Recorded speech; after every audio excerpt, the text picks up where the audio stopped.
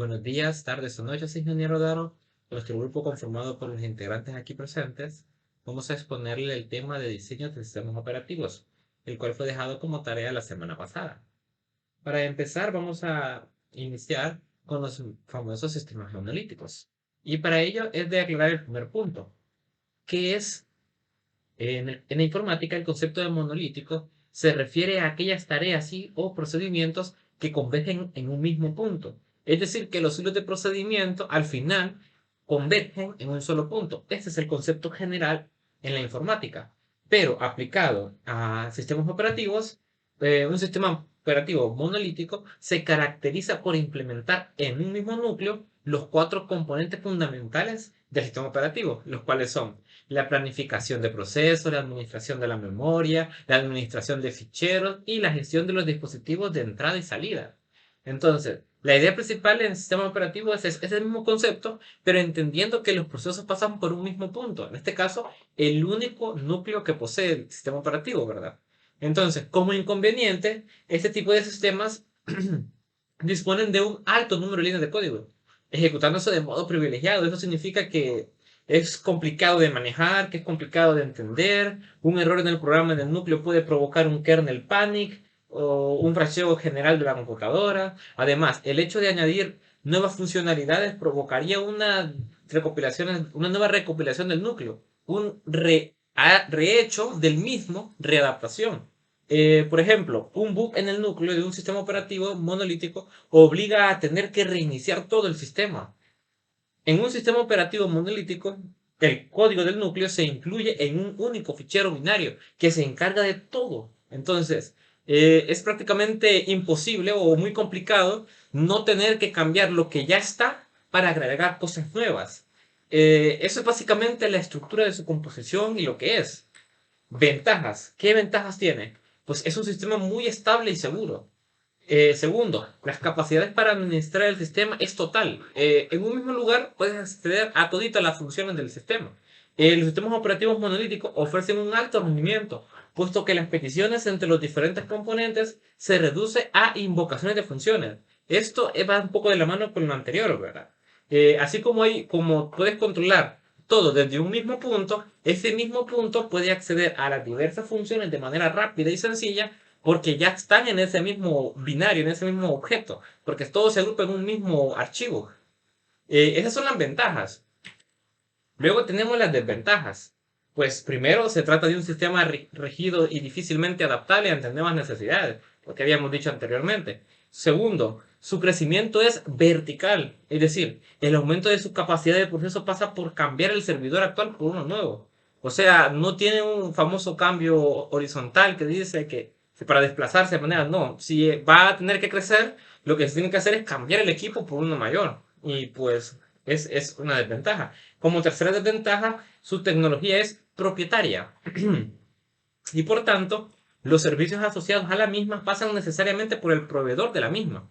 O sea, esto crea una gran dependencia de quien lo utiliza hacia la empresa que lo provee. Entonces, si yo soy consumidor de un sistema monolítico, un sistema operativo monolítico, soy muy dependiente de quien me lo haya realizado o quien me le dé soporte. Entonces, esa es la tercera desventaja. Su cuarta es que sus costes, adquisición, renovación y soporte son muy elevados. Por lo mismo que hablábamos en el punto anterior, es muy difícil mantenerlo, darle soporte, por ende también es muy caro darlo. Son las desventajas. Entonces, en conclusión, los sistemas monolíticos, bueno, antes de que llegue a las conclusiones, hay que mencionar algunos sistemas que lo ocupan, ¿verdad? Los sistemas operativos de propósito general o procedimientos monolíticos son el sistema Unix Tails, Frisbee, NetBDS y OpenBSD, el sistema operativo de GNU Linux y por tanto Android también es monolítico, el DOS, el Tails como MCDOS y DRDOS, que son toda la gama o rama de la familia de los DOS. Y esos son quizás los más famosos. Ya volviendo a las conclusiones, podemos terminar diciendo que los sistemas monolíticos no están diseñados para la escalabilidad y el cambio. O sea, no podemos pensar en adaptarle a un sistema monolítico funciones nuevas a futuro. No están diseñados para eso. va de la mano con el siguiente punto. Son sistemas que se pueden implementar en lugares en el cual la seguridad y la fiabilidad sea la prioridad, porque bajo estas circunstancias, conviene tener un sistema que no sea flexible, que sea arraigado y que se rehúse al cambio en los entornos donde la seguridad y fiabilidad se ocupan. Un ejemplo son los bancos, otro ejemplo pueden ser algunas industrias de telecomunicaciones, etcétera. Cualquier empresa cerrada, por decirlo así, haría buen uso de estos sistemas. Luego, el último punto es que sus costos de implementación y soporte son muy elevados, así que solo empresas de alto renombre pueden permitírselo. Entonces, eso es todo por los sistemas monolíticos. A continuación, pasamos por los sistemas micronúcleos. Los sistemas micronúcleos, bueno, es de comprender que son una antítesis del monolítico que estábamos hablando. En el monolítico, en el cual teníamos un solo elemento que gestionaba las 4 funciones del sistema operativo, en los micronúcleos es necesario implementar un sistema operativo con mecanismos que incluyen la gestión de los mismos a través de elementos diferentes. Entonces, el micronúcleo no es nada más que tener núcleos implementando las distintas funciones del kernel. Vaya, las ventajas. Uniformidad de interfaces. Dispone de una interfaz única para la solicitud de los procesos y el paso de mensaje. Esto significa que ya existe como un reglamento establecido previamente a la implementación de cómo debe funcionar los procesos del mismo, ¿verdad? Bueno, viene la extensibilidad. Debido a que las capas ahora son verticales y un servidor fuera del núcleo, esto ayuda a añadir capas, o sea, ayuda a que añadir capas no sea un trabajo más, ¿cómo decirlo?, complicado. Y permite la escalabilidad horizontal, lo que hablábamos que el micronúcleo no poseía. Flexibilidad, un efecto de lo anterior, ¿verdad? Porque así, de la manera en la que se pueden añadir nuevas cosas, se pueden hacer implementaciones diferentes de lo que ya está. O sea, volver a flexibilizar lo que se tiene, ¿verdad? Portabilidad, o sea, reduciendo el núcleo de implementaciones, casi todo servidor puede darse el lujo de implementarlo en distintas arquitecturas. Solo habría que modificar el núcleo haciendo más que simples cambios y ya tenemos una viable portabilidad. Y luego tenemos fiabilidad, es fácil de corregir fallos en un sistema y se pueden realizar pruebas más rigurosas que en un sistema mucho mayor, por decirlo así. Y pues soporte de sistemas distribuidos, etcétera. Así vemos, todas las ventajas van orientadas al hecho de que está distribuido, se basa en interfaces de implementaciones, casi lo opuesto a lo que teníamos del monolítico, ¿verdad? Bueno, y las desventajas siempre son que va a tener complejidad en la sincronización de todos sus módulos. Cada módulo es muy independiente, es muy complicado bueno, es muy fácil que estos se dispersen o se desincronicen, por decirlo así. Luego, hay complejidad en el acceso de la memoria. Eso da por el hecho de que se tienen que comunicar entre ellos y esto da una capa de complejidad al acceso de los datos. Luego, complejidad en la anulación de las ventajas de zero copy. Bueno, esto va de la mano con el hecho de que no podemos tener asegurado de que no haya replicación del código, ¿verdad? Entonces, también complejidad con la integración con otras aplicaciones que quieran utilizar los subprocesos debido a que están distribuidos, se vuelve un poco más complicado. Y pues los procesadores de arquitecturas modernas de hardware están optimizadas para un sistema de núcleo que puede mapear toda la memoria de un solo. La arquitectura va un poco de la mano más con el hecho, bueno, el ejemplo actual es que el micronúcleo se utiliza para distribuir las operaciones, pero actualmente las arquitecturas van de la mano o van encaminadas al hecho de unificar todo. Y bueno, esos serían algunos sistemas que los tenemos y para no alargar mucho, vamos a ir a la conclusión. Los sistemas micronúcleos se enfocan básicamente en asignar pocas funciones, pero esenciales al núcleo. Básicamente lo que le decía, busca distribuir las funciones de manera precisa y por capas de las distintas funciones del sistema operativo. Esta y la monolítica suelen ser un poco opuestas, pero en ella se ve el sistema de núcleo híbrido, la cual es que busca aislar una capa de si se ve aquí, hay una capa del kernel y una capa de usuario. En la capa del kernel se divide en el microkernel y en el kernel drive. O sea que lo que busca esta es mezclar un poco de ambas de las que hemos visto anteriormente. Toma un poquito de cada una. Y luego, pues bueno, la ventaja es que los sistemas operativos en el entorno híbrido pueden conocer al otro sistema operativo y a partir de los recursos entre sí. Por ejemplo, ambos sistemas operativos pueden tener acceso directo a los componentes del hardware, como memoria, procesador, BIOS, etc. Y los sistemas operativos pueden ejecutarse simultáneamente en el sistema. Y en la segunda, en un sistema operativo híbrido, dos sistemas operativos pueden ejecutarse en un solo dispositivo. Esto se puede hacer dividiendo la memoria y el procesador entre los sistemas operativos. Esto básicamente lo que dice es que pueden optimizar el hecho bueno, mejor dicho, tienen compatibilidad entre un poquito de lo mejor que había entre las ambas. Tienen más accesibilidad al hecho de la memoria, pero a su vez distribuyen las tareas no tan privilegiadas. En un sistema operativo híbrido, dos sistemas operativos pueden ejecutarse en un solo dispositivo. Eso se puede hacer dividiendo la memoria y el procesador. Entre los sistemas operativos y todos estos recursos del sistema serían compatibles entre ellos. Bueno, la desventaja es que incrementa la compatibilidad de implementación. O sea que, bueno, básicamente es muy complicado implementar lo establecido. Y bueno, sistemas operativos que lo utilizan, tenemos Windows NT, que es un kernel que maneja todo lo relacionado con Windows. Bueno, el kernel se llama Windows NT, pero ocupa un poco de monolítico. Los sistemas de emulación se ejecutan en el modo de usuario en lugar de modo kernel, a diferencia del kernel monolítico. El kernel NT tampoco puede llamarse microkernel. Esto se debe a que casi todos los componentes del sistema se ejecutan en el mismo espacio. Bueno, y en conclusión, podemos simplemente terminar diciendo que los sistemas híbridos han tomado un poco de lo mejor que había de cada ambos, pero a su vez han vuelto más compleja la implementación de las mismas. Pues es todo por hoy, por mí, perdón, y a continuación seguirá mi compañero Francisco con los demás puntos. Sistemas por capas, que es consiste en organizar el sistema operativo como una jerarquía de capas, cada una construida sobre la que está abajo de ella. En la parte del centro se encuentra la capa de comunicación con el hardware. El sistema operativo la utiliza para poder controlar los diversos aspectos del hardware. Sobre ella se encuentra la capa de dispositivo. Es un conjunto de funciones denominadas controladores de dispositivos que se encuentran dentro del kernel del sistema operativo. Ellas acceden directamente al hardware y hacen el trabajo de lectura, escritura, etc. Es un punto muy sensible del sistema en donde cuando un error surge, poco puede hacerse para detener el proceso. Sobre la capa de dispositivos se encuentra la capa de administración. Esta es un conjunto de funciones a las que se hace referencia como sistema operativo, tomando la decisión de que se ejecuta y cuándo. La capa que sigue es la de los procesos mismos. Por ejemplo, el shell del sistema operativo.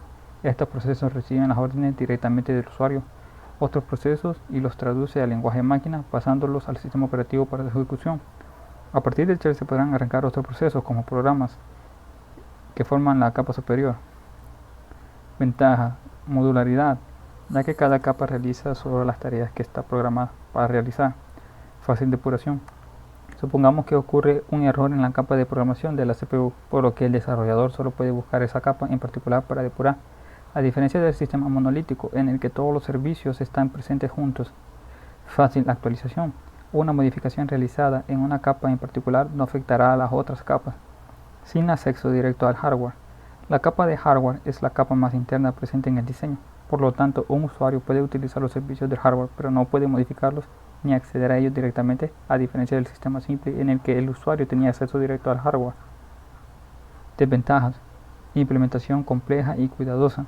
Como una capa puede acceder a los servicios de las capas debajo de ella, la disposición de las capas debe de hacerse con cuidado. Por ejemplo, la capa de almacenamiento de respaldo utiliza los servicios de la capa de administración de memoria, por lo tanto debe mantenerse por debajo de la capa de administración de memoria.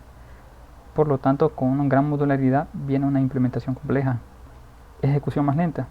Si una capa quiere interactuar con otra capa, envía una solicitud que tiene que viajar a través de todas las capas presentes entre las dos capas que interactúan. Así aumenta el tiempo de respuesta, a diferencia del sistema monolítico, que es más rápido que este. Por tanto, un aumento en el número de capas puede conducir a un diseño muy ineficiente. Sistemas operativos que lo utilizan: Minix, Linux, THE. Máquinas virtuales. ¿Qué es? Se trata de un tipo de sistema operativo que presenta una interfaz a cada proceso, mostrando una máquina que parece idéntica a la máquina real. Una máquina virtual es un entorno informático aislado que se crea mediante la extracción de recursos de una máquina física que se denomina host. Descripción. El objetivo de los sistemas operativos de máquinas virtuales es el de integrar distintos sistemas operativos, dando la sensación de ser varias máquinas diferentes. En una máquina virtual, conocida como invitada, es lo que se crea en un entorno informático denominado host. En un host pueden existir varias máquinas virtuales a la vez, invitada o guest. La primera de ellas representa nuestro ordenador y sistema operativo principal, mientras que la máquina invitada es la máquina virtual que tengamos instalada y que ejecutará el sistema operativo correspondiente, compartiendo hardware, incluyendo el modo kernel, usuario, las entradas y salidas, las interrupciones y todo lo demás que tiene la máquina real. El núcleo de estos sistemas operativos se denomina monitor virtual y tiene como misión llevar a cabo la multiprogramación, presentando a los niveles superiores tantas máquinas virtuales como se le soliciten. Ventajas: ahorro de costos, tiempo de inactividad reducido, escalabilidad, flexibilidad e implementación. Ventajas de seguridad. Desventajas: rendimiento inestable del host, costo en su implementación, imágenes voluminosas. Sistemas operativos que lo utilizan. Entre los sistemas operativos soportados en modo anfitrión se encuentran GNU Linux, Mac OS X, AOS2 Warp, Microsoft Windows, Solaris, OpenSolaris, y dentro de ellos es posible virtualizar los sistemas operativos FreeBSD, GNU Linux, Windows, Solaris, MS2 y muchos otros. Sistema cliente-servidor. ¿Y qué es? El tipo más reciente de sistemas operativos es el denominado cliente-servidor, que puede ser ejecutado en la mayoría de las computadoras, ya sean grandes o pequeñas. Este sistema sirve para toda clase de aplicaciones, por tanto, es de propósito general y cumple con las mismas actividades que los sistemas operativos convencionales. Como ya sabemos, en el modelo cliente-servidor existen dos roles diferentes, el del lado del servidor y el del lado del cliente. Por este motivo, en el momento de realizar una clasificación de los sistemas operativos más frecuentes, estamos obligados a diferenciar el rol que ocuparán dentro de la infraestructura. Dentro de la arquitectura cliente-servidor existen tres tipos, en donde hablaremos brevemente de cómo funcionan cada uno de ellos. Arquitectura de dos capas. Esta se utiliza para describir los sistemas cliente-servidor, en donde el cliente solicita recursos y el servidor responde directamente a la solicitud con su propio recurso. Esto significa que el servidor no requiere de una aplicación extra para proporcionar parte del servicio. Arquitectura de tres capas. En la arquitectura de tres capas existe un nivel intermediario. Esto significa que la arquitectura generalmente está compartida por un cliente que, como hablamos más arriba, es el que solicita los recursos equipados con una interfaz de usuario mediante un navegador web. La capa del medio es denominada software intermedio, cuya tarea es proporcionar los recursos solicitados, pero que requiere de otro servidor para hacerlo. La última capa es el servidor de datos, que proporciona al servidor de aplicación de los datos necesarios para poder procesar y generar el servicio que solicitó el cliente en un principio. Arquitectura N capas. En la arquitectura de tres capas, los servidores 2 y 3 realizaron una tarea específica, por lo tanto un servidor web puede usar los servicios de otros servidores para poder proporcionar su propio servicio. Las ventajas: centralizado, los recursos y la seguridad de los datos se controlan a través del servidor. Escalabilidad, cualquiera o todos los elementos se pueden reemplazar individualmente a medida que aumenten las necesidades. Flexibilidad, la nueva tecnología se puede integrar fácilmente en el sistema. Interoperabilidad, todos los componentes cliente, red, servidor funcionan juntos. Accesibilidad, se puede acceder al servidor de forma remota y a través de múltiples plataformas. Las desventajas: gastos, requiere una inversión inicial en un servidor dedicado. Mantenimiento, las redes grandes requerirán personal para garantizar un funcionamiento eficiente. Dependencia, cuando el servidor deja de funcionar, las operaciones cesarán en toda la red. Sistemas operativos que lo utilizan. En el lado del servidor, los sistemas más habituales son Microsoft Windows Server, principalmente las versiones de 2003 y de 2008. GNU Linux Server. Son frecuentes las distribuciones Red Hat, Ubuntu Server, CentOS, SUSE Linux Enterprise Server, Unix, IBM, IX, HP UX, Solaris, OpenSolaris y AppleOS Server. Sistemas operativos que lo utilizan. Antes de relacionar los sistemas operativos que se despliegan en la parte de clientes, debemos decir que todos los sistemas anteriores pueden actuar si fuesen necesarios como clientes en una infraestructura cliente-servidor, aunque no estén específicamente diseñados para ello. Incluso pueden actuar como servidores para un grupo de clientes y, para llevar a cabo su cometido, actuar al mismo tiempo como clientes de otro u otros de servidores. Microsoft Windows XP Vista 7.8, GNU Linux, Desktop, Ubuntu Desktop, Fedora, Debian SUSE Linux, Apple OS X.